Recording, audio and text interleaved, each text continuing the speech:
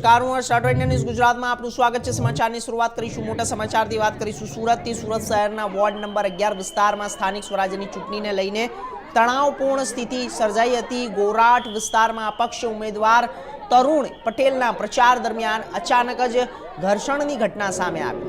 આક્ષેપો મુજબ ભાજપના ઉમેદવાર હર્ષ મહેતા અને તેમના સમર્થકો દ્વારા અપક્ષ ઉમેદવારના સમર્થકો તેમજ મહિલા કાર્યકરો સાથે ધક્કામુક્કી અને ઉગ્ર વર્તન કરવામાં આવ્યું હતું। મહિલાઓને અભદ્ર ભાષા વાપરવાનો પણ આક્ષેપ કરવામાં આવ્યો હતો।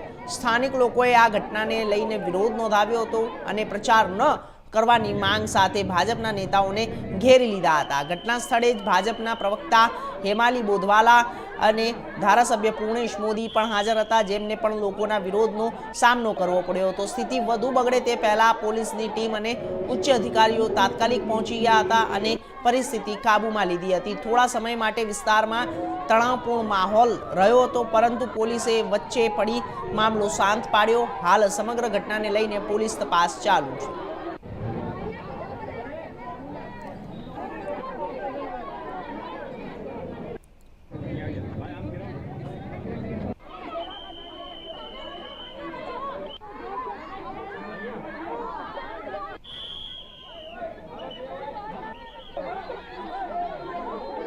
આગળ વાત કરીશું